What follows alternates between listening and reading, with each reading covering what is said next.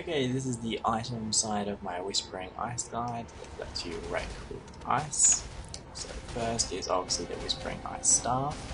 Now I have in it the Faster Casting Gem and the Spell Echo Gem. This is really good because it means you're not glued to the ground for too long and you can cast and run without too much trouble. The Increased Duration Gem is worse for map clearing but better for boss clearing because it lets you stack up the storms to just ridiculous to the point you can pretty much kill anything. Then you have Increased Area of Effect Gem. Now I use Increased Area of Effect for clearing maps and then swap to Conk Effect if I'm trying to take down some important boss because that pretty much doubles my damage. So at the moment I'm on 1891 per icicle that hits, and if I put in the Conk Effect Gem instead, then that almost doubles it. Now, Hypothermia is more damage to chilled enemies, and the storm automatically chills, and Cold Penetration is Cold Penetration, good for all cold spells. So that's the staff. Now, this build only requires 3 sets, which I have in the staff, the helmet, and the shavs. My shavs are 6 links, you don't need a 6 link, you just need 4 links. I just happen to have 6 links. So in the shavs is where you run your blood magic setup. So you've got blood magic with Herald of Ice. This isn't necessary, but it gives extra damage, which is good. And a Purity of Fire and a Enlightened Gem. So these are the 4 links that we need. And Lighten needs to be level 2, but that's not that difficult. It doesn't need to be level 3, that's fine. And then Purity of Fire and Blood Magic need to be fairly high level to just squeeze it in. Now, the other aura setup is in your Vertex. You've got Discipline, Enlighten, Purity of Elements, and Purity of Ice. So this setup allows your defenses to be 80% fire, 80% cold, and 76% lightning. And Purities do has 2 more levels to go, so they'll be a little bit more overcapped than they currently are, because they're currently very close. But they are 80, 80, and 76 for when you're in maps, when you're not cursed. The Vertex +1 to Socketed Gems is what allows this Enlightened to be a level 3 Enlightened instead of a level 2 one, so again you only need 2 level 2 Enlightens, which is not that difficult. Purity of Elements, Purity of Ice, and Discipline all get +1 as well, which, while not completely necessary, is a nice bonus, gives you extra defenses. Now, those are the only setups that you need for gems. The rest is just Heralds for leveling, more Heralds for leveling. I have a Summon Flame Golem and a Minion Life, but they're pretty low level at the moment as I only just kind of chucked them in as a secondary thought recently because I didn't level with them. But they're giving me a little bit of damage, a little Flame Golem there, and he doesn't really die. Minion Life is probably unnecessary, but hey, I've got plenty of sockets, so I'm just going to chuck that in. In terms of gear, so I've got 2 Legacy of the Signet Rings, which give 3% increased intelligence for each unique item you have equipped, which is why I have entirely unique items equipped. The Amulet, which just gives me tons of int, and then is increased percentage-wise with the rings, and the Staff, which gives 18% increased int on itself as well. These gloves are the Gentle Touch gloves. Now, I am eventually going to swap these to Adzere's Acuity for the 80 int on those, but this is pretty nice because it's got 20 int on them naturally, which is a decent amount, plus the fact that it's unique means that it actually gives a lot more than that. And it also courses enemies with temporal chains.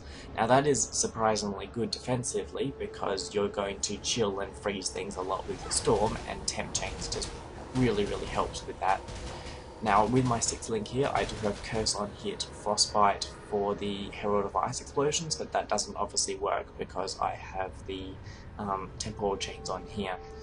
I will eventually be getting double Curse in the tree while I have these, but that's something I haven't really played with yet. Next, you got the Cold Belt. It caps out your other resistance with fire and lightning resistance, and also your Shafts gives you lightning resistance, which is why you don't need to run Purity of Lightning, which you wouldn't be able to fit in this build without dropping the Herald of Ice. So that is quite nice. These boots also give good just energy shield and elemental resistances, which you pretty much need. For my flasks, I've got a fire flask, which is mainly there just for remove freeze and chill. It could be whatever you want it to be. Movement speed flask with extra movement speed because I like running fast. Again, that could be whatever you want it to be. The cold resistance flask which removes bleeding, that's the only really essential one. I died a couple of times before I grabbed one of these.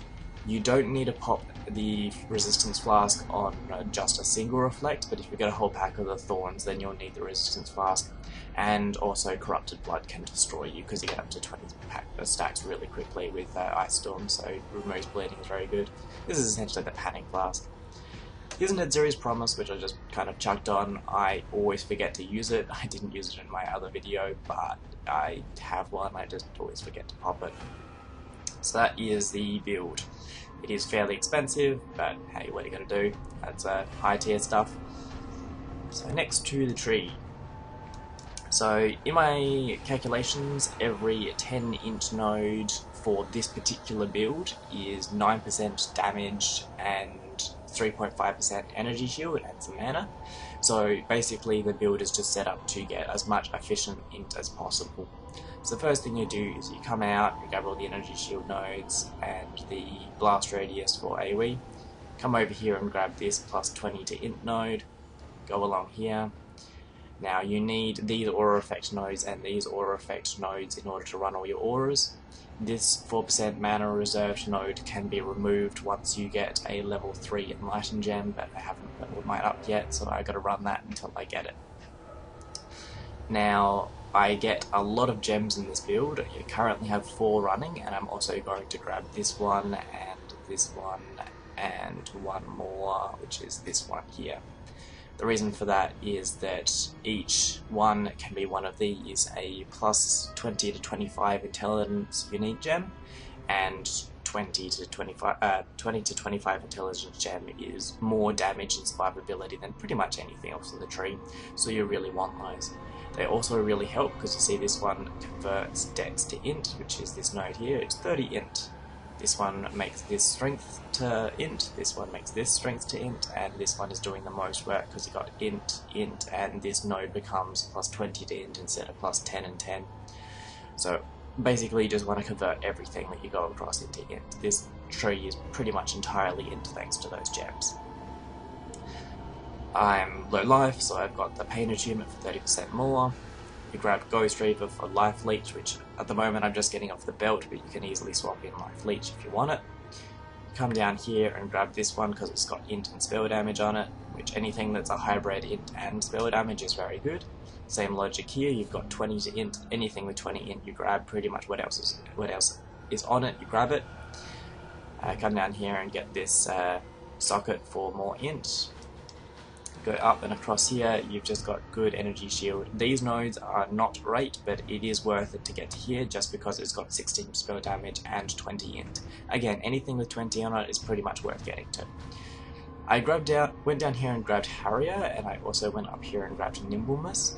These are good because the faster cast speed, the less time you're rooted, and you'll spend a lot of time rooted to ground if you don't grab too much cast speed.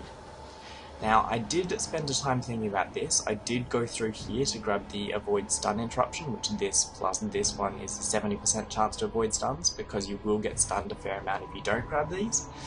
But I am wondering if instead of getting these 3, it's better just to go these 30 int nodes and grab this one instead, because you don't... Stunned isn't death, it's just kind of an annoyance, and the extra 30 int would be a fair amount of damage and defense. So it's kind of your choice. Did you want to avoid stuns or did you want the extra stuff here? Go down here and grab the int. These nodes are fairly efficient, but the 20% mana regen you kind of want. Mana regen is a bit tight with this build, since you've got a 7-link support skilled. So I went down here and grabbed the mana regen. There's obviously other options, but this one has damage in it as well. Come down here. This node is great, it gets you 20 int plus all the other bonuses once you've got this gem here. You go down here, this helps cap out your resistances, go through these mana regen, mana reduction, and then you go over here for the energy shield and int. Again, anything with int on it as well as other stuff is just double dipping for awesomeness. Now you could go up through here, but it's more efficient to go across here for these 2 int nodes and then grabbing another hybrid node of int and stuff. and then going and grabbing these 2 AoE nodes. And also these energy shield nodes, mainly just because this one is pretty awesome. Yeah, the extra recharge rate is